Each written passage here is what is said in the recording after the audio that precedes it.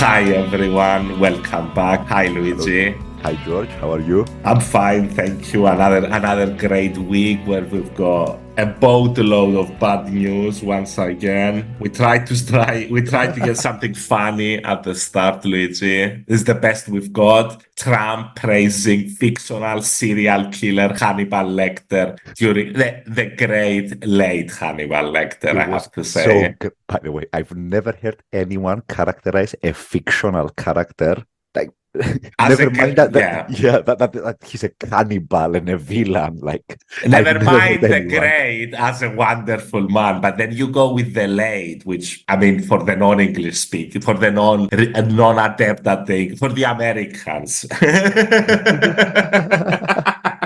it means that he's dead. Late means that he has passed away. So I mean, that extra Like, spicy. I mean, Yeah. he's a fictional character, and Anthony Hopkins, who played him, is still alive. Yeah, So even I that, don't know how yeah. that works. I don't know. I don't know So either, Luigi. You want to go through some of so the highlights of his yeah, beautiful rally? Because sure. he doesn't get a lot of moments to do the rallies these days. He's got a lot of court troubles. He has to go to the court a lot. I still love my rallies, George. So when he gets the chance, yeah, they get explosive. So we had the great I late go Hannibal I go off script sometimes and I praise mass murderers in movies. that I like.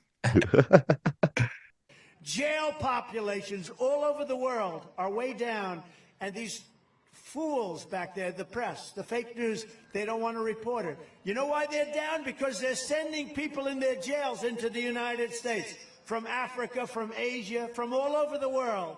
They're emptying out their jails into the United States. They're emptying out their mental institutions into the United States, our beautiful country.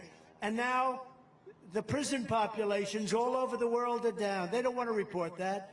The mental institution population is down because they're taking people from insane asylums and from mental institution. You know what the difference is, right? An insane asylum is a mental institution on steroids. Silence of the Lamb. Has anyone ever seen a Silence of the Lamb? The late, great Hannibal Lecter. He's a wonderful man. He oftentimes would have a friend for dinner. Remember the last scene? Excuse me, I'm about to have a friend for dinner as this poor doctor walked by. I'm about to have a friend for dinner, but Hannibal Lecter, congratulations, the late, great Hannibal Lecter. We have people that are being released into our country that we don't want in our country, and they're coming in totally unchecked, totally unvetted, and we can't let this happen. They're destroying our country. The great late Hannibal Lecter, Luigi. A wonderful man. And did you I mean he's connecting this with immigration for some Of course. reason. Of course he is. So he's arguing that Hannibal Lecters are coming into the, but I mean on the other hand, they're great late Hannibal. I don't know, Luigi. This is pig trap. Let's call He's it pig trap. he's the hero we didn't know we needed, George. The hero nobody deserved. Yeah, Yeah. by the way, is the fact that he's speaking in front of a New Jersey crowd, does that factor into this? Is this like a Jersey thing? I think it makes the speech spicier. Okay. Definitely. All right. Definitely. So we go to 39. Check this Sure. out. 39-13. And he's talking about the deal he negotiated. Correct me if I'm wrong. It was NAFTA and then he called it the YMCA. I don't remember what the fuck he called the new deal. But Was my God, the US Mexico Canada Free Trade Agreement, something like that. yeah. And it was basically, correct me if I'm wrong, but it was tinkering around the edges of NAFTA, right? USMCA. Yeah. It was a little bit of an alteration of NAFTA, but the basic principles of NAFTA basically still applied in the new agreement. Yeah. And look at what he says. With slightly better terms for America, Yeah, basically. look at what he says about this. A friend of mine builds automobile plants. This guy, I don't want to insult him, this guy can't walk across the street, but he can throw up an automobile plant better than anybody in the world. I said, I want to see one of the plants. He said, well, you'll have to go to Mexico. I said, why? He said, the big ones are being built in Mexico. I said, what about the United States? No, the big ones are being built in Mexico. Biden has taken so much incentive away, and they're moving into Mexico. And what's happening is the really big ones are being built by China in Mexico to make cars in Mexico by China to sell into the United States to come across the border with no tax. I said, wait a minute, you mean the big automobile plants under construction now are being built in Mexico? That's right. Now, he didn't care. He builds them whether it's here. He doesn't care. He just, he's a guy who builds plants. He's the biggest in the world. I said, so they're being built in Mexico, and they're owned by China, and China's running them, right? Yeah. And they're doing that to avoid tax and labor, more expensive labor. And they're going to sell all those cars into the United States. So, yeah, they're built so that he makes the cars in Mexico, China, and they sell them in here. I said, that won't happen. By the way, and then Luigi, and then the guy who was in a wheelchair for some reason turned to him and was like, "And you know who negotiated that deal, Donald? Who? It was you, dickhead." It was me. Why It wasn't me. It was some Why? other MAGA president. He was a very strange orange person. I mean, honestly, now isn't that ridiculous? China is invading Mexico, and they're pushing their cars in, George. They're gonna eat our lunch through Mexico. I love Gonna- how he gets the wage differences. He gets everything, but still, he's the one who renegotiated, and I think he called it the greatest deal ever made. I mean, every deal he's negotiated is the greatest deal ever made until he negotiates a new one. I mean, Biden didn't do fuck all regarding trade with changing trade conditions with Mexico. So, I mean, this is all on Donnie. He's the last one who touched on this. Yeah, So, I mean, he's explaining the reality that he has manifested, but And he's moaning Mexico about it. is not even building our wall. And then, I've got something also funny. Not funny, I mean, elucidating about his stance. Crooked Joe has not just set our economy on fire, he has truly set the world on fire. If you want to know how a weak and pathetic president really is, I mean, the things they do, just think about this. This week he announced that he will withhold shipping weapons to Israel as they fight to eradicate Hamas terrorists in Gaza. No, it was shocking to hear it. Even while there are still American hostages being held by Hamas. And they're saying, oh, October 7th never happened. They say that. And Biden has fallen for it. Crooked Joe's action is one of the worst betrayals of an American ally in the history of our country. I support Israel's right to win its war on terror. Is that okay? I don't know. I don't know if that's good or bad politically. I don't care. You got to do what's right. It was a terrible attack. October 7th was a terrible attack. I don't know. It's probably bad politically, but I don't care. You have to do the right thing. There would have been no war in Gaza with me in the White House. There would not have even been a chance. Iran was broke when I was president. I said, if you buy oil, anybody buys oil from Iran, they can't do business with the United States. They were totally broke. Now they have $250 billion. They made it all in 3.5 years. When I was president, we had peace in the Middle East like never before, and I got the Abraham Accords done. Wow, I mean, honestly, on the Abraham, I mean, he poured oil into the fire that led course. to the current conflagration, basically. And beyond that, I love that he has to take a moral stance. He has to do what's right. He has to support Israel. He brought peace to the Middle East, single-handedly brought peace to the Middle East. And then Biden fucked it. Is that what we're going for? Like Jesus before him, Luigi. Peace like we've never seen before, George. Peace in our lifetimes in the Middle East. Vote MAGA. Nobody has seen peace like this before. Even my greatest enemies.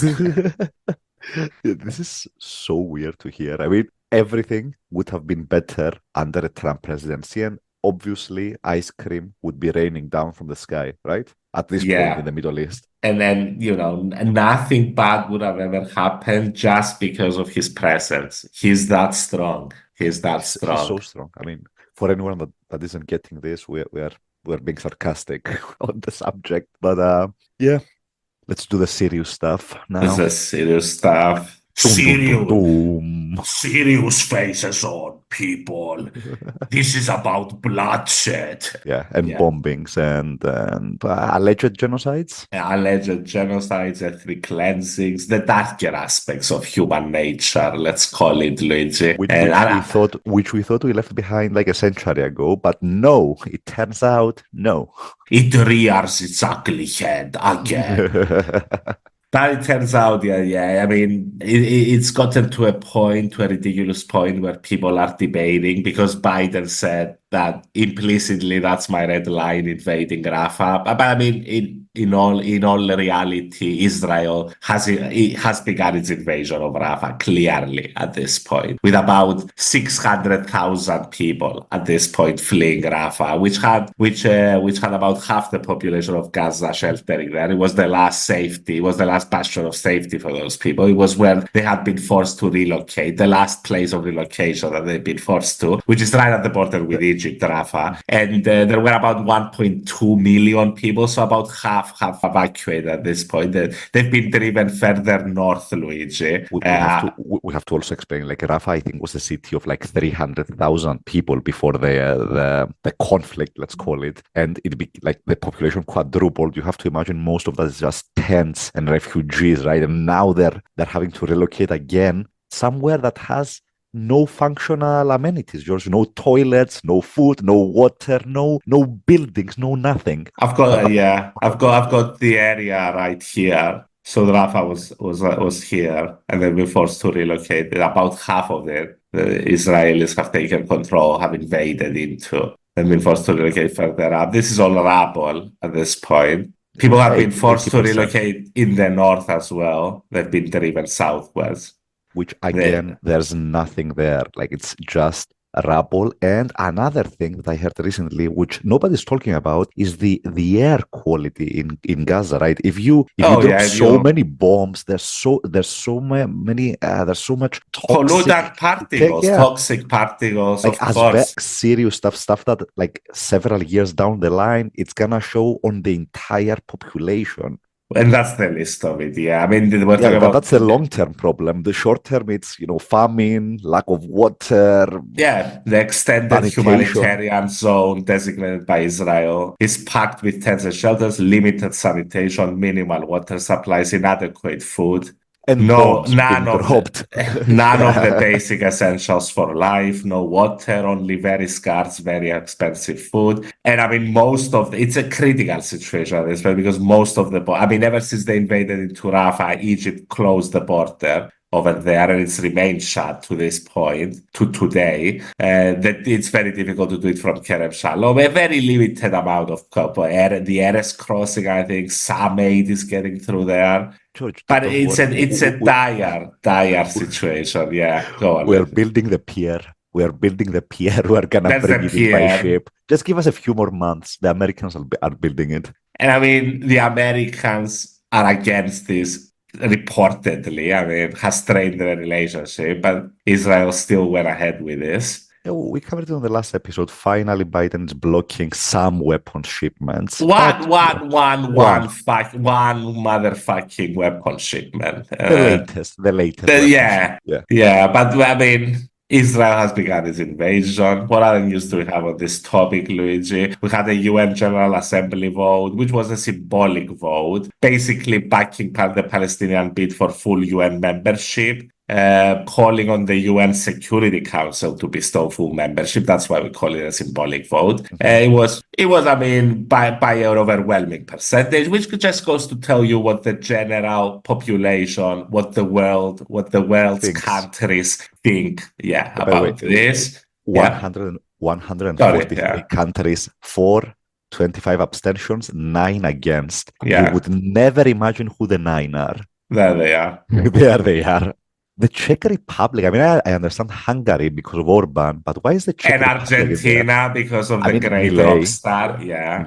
Millet. Israel, you can understand Israel, obviously. And everyone else is like those are the US, UK stooges, aren't they? Yeah, minor island nations that are beholden, let's say, to the UK and the US. and the losers abstained. Yeah. One laugh. And I just wanted to say, Luigi, that even though it was symbolic, 1 second, despite the wording in the resolution making clear Palestine will not have a vote, Israel called on the US to cut funding for the UN. Like Yeah, a because fucking baby, Luigi. Like a baby. Like, don't let the world's countries meet together and decide stuff and vote against us. Go, Daddy, go cut funding. but they voted against us, George. How Yeah, dare they? it's because they're anti-Semites, Luigi. So we won. Yeah, 143 countries, clearly. All of it, all of Luigi, all of them. Defund them all. Total Oh, outrage. Have you seen this? There was a convoy, Luigi, with aid and a bunch of far-right settlers basically attacked the convoy and threw packages of food into the road. Even the United States condemned this. You wanna have a look? Shit, they even yeah. set fire to it. This is so dystopian, seriously. There they are. Yeah, by the way, Heroes. Real this is heroes, Luigi. And yeah, as you mentioned last time with the student protests, important to know that the Israeli police and army did fuck all to stop this. obviously. I mean, Oh, as there has you go. been, which has been the case, I think, in the West Bank forever, like Look at this shit, Luigi. with settlers like being unchecked in every way by the police, even carrying guns openly and threatening Yeah. local people. What else have we got? We've got some statements by the great Beeps, Luigi. The Bibi, The great Bibi, the one, the only. the one true prime minister. He will do what is required despite disagreements with the US. Translation: we're gonna slaughter some more people. Yeah. And a growing diplomatic role, as we mentioned. Egypt has refused to reopen the crossing ever since Israeli troops took control of it, the other side of the crossing. And they have joined the South African case in the International Court of Justice as Which is well. huge. This is huge, right? I mean, again, this is a case that's going to take many years to play out, but Egypt has very close relations with Israel for several years. In fact, they were one of the countries trying to mediate a ceasefire deal recently. The fact that Egypt is joining this case, I think, is huge. It adds a lot more gravitas to the International Court of Justice case on genocide. I think at one point, yeah. I mean, Bibi's not gonna fucking understand this, but at one point, the couple of non-Bibi, non-far right lunatics, and most of them are far right lunatics in there, but they have to realize that they can't fight against the whole world, like, unless they want to turn into fucking North Korea.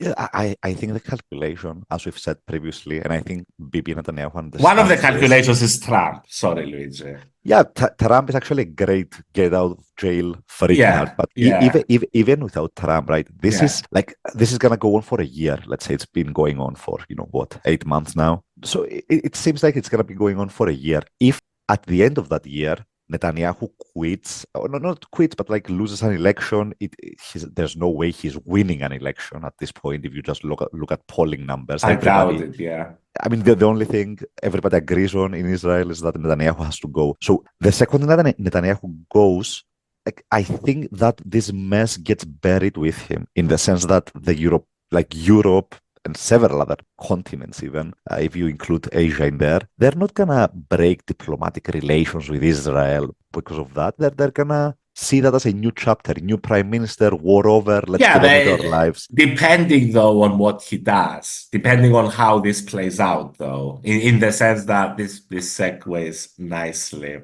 into, there's a schism developing in the post-war Gaza plan. And what I mean to say, Luigi, is that you have Gallant, who, if you remember, people, Benjamin tried to fire in. The defense minister. The defense minister, who Benjamin tried to fire in 2023, but then had to U-turn because of mass protests in the country, who said that he would not allow Israeli military or civilian rule in Gaza after the war has ended. Bibi seems to lean that way. A lot of far-right lunatics lean that way. And I would think, I mean, if you've got Gallant becoming the new whatever prime minister, or Benny Gantz, who seems to back Gallant, with this. Mhm. If you got one of those and they don't do military occupation of Gaza, I would go with your scenario playing out. It really Yeah, helps them to heal relationships with the rest of the definitely, world. I think this is the definitely. most likely end game, right? If you Because get a far-right lunatic, though, Luigi, in there, or even Bibi again, the plan is fucked. But yeah, Bibi again I, is not part of that plan, yeah, obviously. But if you get a far-right lunatic, I don't know. I mean, Netanyahu's political future and maybe his civil life as well, because he has several court cases awaiting for him after he's done with being Yeah, prime minister. corruption trials. So, yeah, Bibi, no way. I, Way. I mean, his entire political career right It's now, a career and of his actual life, corruption. hangs on him staying on as prime minister. So I mean, he's gonna hold on to the chair as much as he can. But I mean, I haven't looked at Israeli opinion polls lately. But I mean, I think he's polling below 20%, He's which polling is very badly, but we've discussed this. defined it. It's a complex issue. It's a complex issue because they support the war being carried out, and it's actually turned lately with them favoring with the majority with a bigger part of Israelis. I don't know if it's the majority, but they favor the hostage releasing the hostages than So invading Rafah. And Bibi literally disregarded that invaded Rafah anyway. I've got a poll here. This is from a month ago that says 71% think Netanyahu should resign Yeah. either immediately or right after the war. So it's coming. The question, as you correctly pointed out, is who replaces him. Is Gallant the favorite? Is the defense minister the favorite right now? I don't know. You've got Benny Gantz in there. You've got the other guy in the opposition party, Yair Lapid, whatever his name was. So there's a gap narrow. So Channel 12 noted that the gap between Gantz and Netanyahu has narrowed to Yeah. 6 points. Both channels project Gantz National Unity Party as the largest if elections were to be held immediately. Okay. With So the 100 main opponent is Gantz. Mhm. Yeah. So let's move on. Interesting. Yeah. Let's move on. Let's move on to something slightly less serious, Luigi. Got the great Biden announcing, Wow. great Jack announcing 100% tariff on Chinese-made electric vehicles. I found that very interesting because he really jacked up those fucking tariffs. Well, this Yeah. is huge. Wait, like background. The new Cold War continues, and it's been going on slow burn because Trump wasn't in office and you didn't have the explosive rhetoric in a sense. But quietly behind the scenes, it's ongoing, right? We are putting tariffs on China, and we are putting tariffs on some of the most sensitive industries. We've got semiconductors, electric vehicles, lithium, which is used in batteries for electric vehicles, solar cells, and steel and other stuff. These are really important, right? Just semiconductors and lithium, industries of the future, trying to squeeze China out of it. Now, here's the analysis, right? The Americans are arguing that the Chinese are playing an unfair game in the sense that for electric vehicles, for example, They're dumping them, Luigi. they're giving massive subsidies to their domestic companies, and They're trying to monopolize the market by selling below cost, dumping the market, and then, they're achieving monopolies, which you can then act with impunity in. Exactly, and they're doing that through unfair trade practices. Because I mean, if the entire government is behind an industry, that industry is gonna do really well, and the costs are gonna go down. It's about selling below cost, basically. That's the unfairness of it, in a sense. Exactly. And I mean, what the Americans are arguing, exactly what you said, they don't want to stifle the growth of their own American green technology sector. But the hikes are huge. I mean, 25 to 100% on EVs, electric Quadrupled vehicles. them. Like Biden quadrupled import taxes on Chinese cars, 50% on solar, 50 on semiconductors, and then aluminum, which is very important. PP, which will play a huge role in the pandemic, will rise to 25%. It's huge, isn't it? Semiconductors doubled in tariffs as well. I mean, it's everything. It's significant increases, and this is Biden, right? Like, it doesn't take a lot of imagination to imagine what Trump is gonna do in a few months if Biden is doing that. Trump is a fucking moron, though. I mean, he talks a shitload about protectionism, and he does in this weird way. But he doesn't understand that it's rich capitalist parties that he keeps giving tax cuts to that set the system up. That's what bothers me with Trump. Yeah. Whereas with Biden, at least with the rhetoric, he gets it. They have to pay their fair share, whatever the fuck. Like, With yes, inflation, I'm gonna yeah, ban it.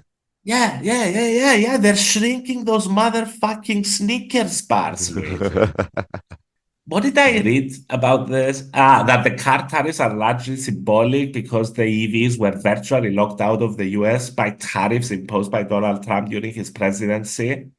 Yeah, but Weren't okay, they yeah, 25% then? 25% tariffs are high and it Oh, makes them yeah, that's slightly what they mean. uncompetitive. Thank you. But That's what it is. 100% basically means you are really You're not locking them out. selling those motherfuckers in this country Yeah, they're because they're doubling the price. Yeah, doubling, they're doubling the price doubling. so that Elon Musk can compete with his own cars. Ah, I you made it so bad, Luigi, so quickly. I mean, I'm not sure. I'm sorry. G forever.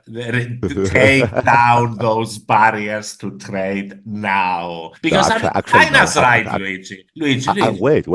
The United States is a country that touts its free market, but the actions are against the words, Luigi. But the US can argue it's not a free market if the entire Chinese government is behind this one sector, right? I'm gonna bring my good lawyers out. No, but, okay, so the True, larger point true, here, true. how the Chinese are gonna retaliate to this.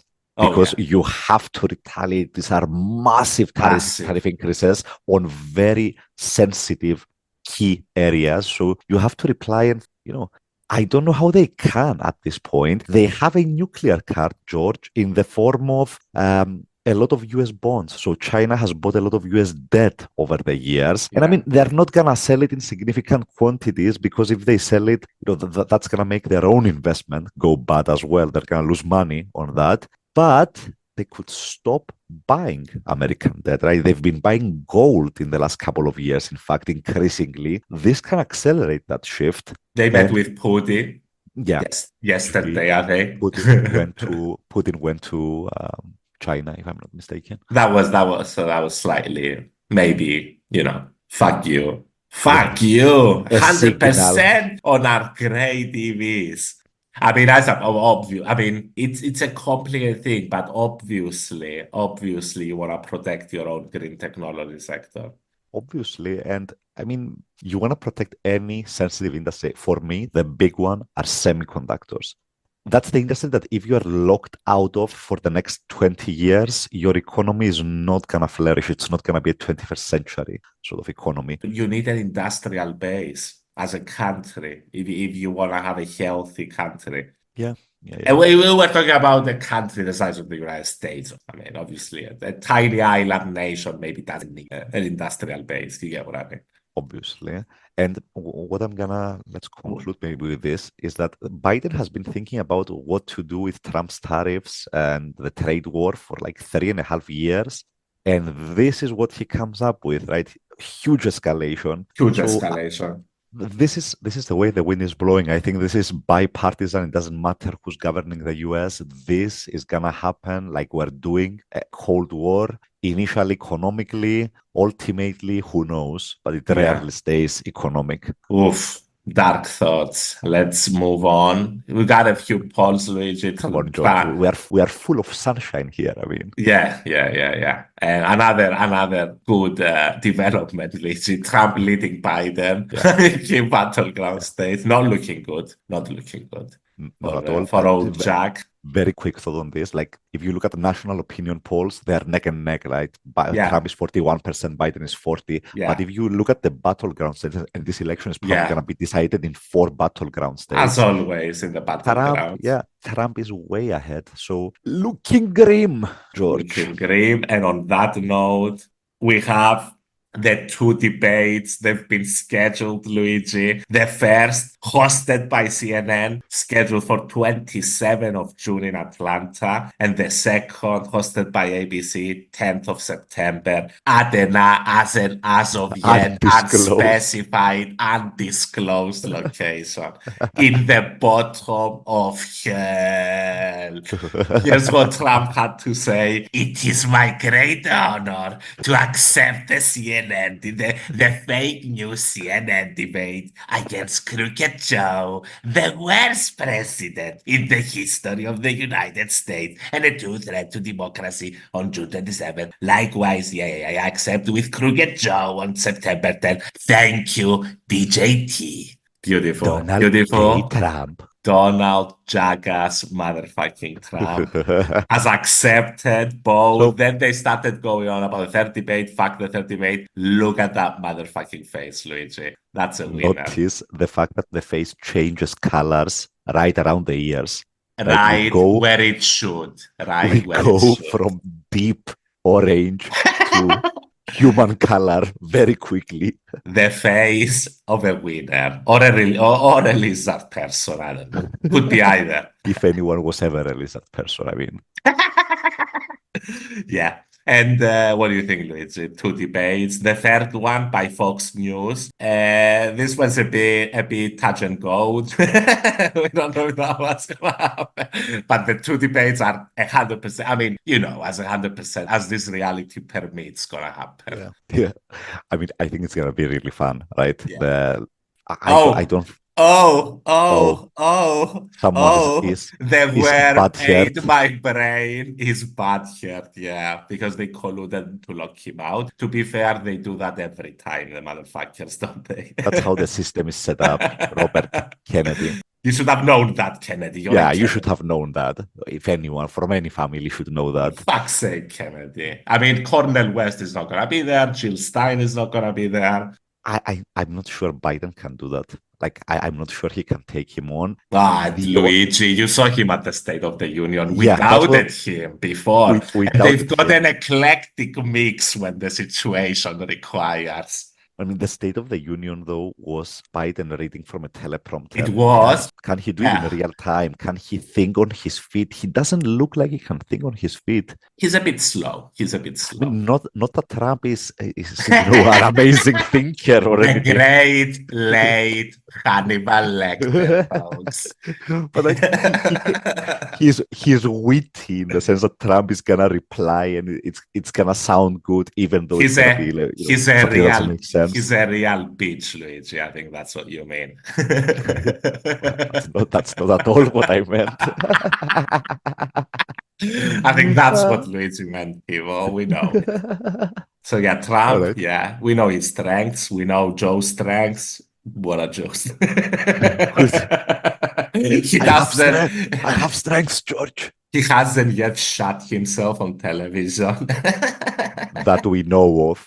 But we are very, very excited about this one. Yeah, and it's happening pronto. It's happening in a month and a half.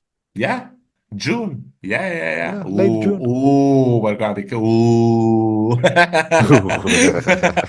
gonna be epic. Yeah. Where's that face again? I need that face, Luigi. What else do we have, George?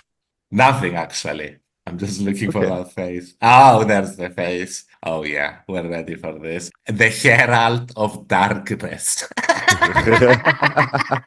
The man that might or might not lead the world into the Fallout universe. Oof. Beautifully posted. I mean, yeah, go on, Luigi. Whoever hasn't watched Fallout, go watch it. It's from Amazon and Jeff Bezos, but it's a really good series. I haven't watched it. I played the video games, not the really early ones, too long ago. Fallout 3 was pretty good. Yeah, I know the whole, whatever I want to get into it, there's the whole New Vegas is better, whatever. I'm not gonna analyze. No, this is not the time, this is not the place. This is the news. Yeah. Like to end on something. You want to talk happier. about this weird Eurovision? I think they call it. I don't know what it is. Whatever. Switzerland won, people. It's what normies watch once per year when they're really bored. Yeah, it's beautiful. And on that note, fuck it, Luigi. On that note, people, we'll see you again next week. Like, subscribe. You know how it goes. Help the podcast. See you next week. Oh, and before we switch off, our new outro, Luigi, is based on a song by Remedy's new video game, Alan Wake 2, and we want more quirky games out there. Nice. Herald of Darkness, everybody.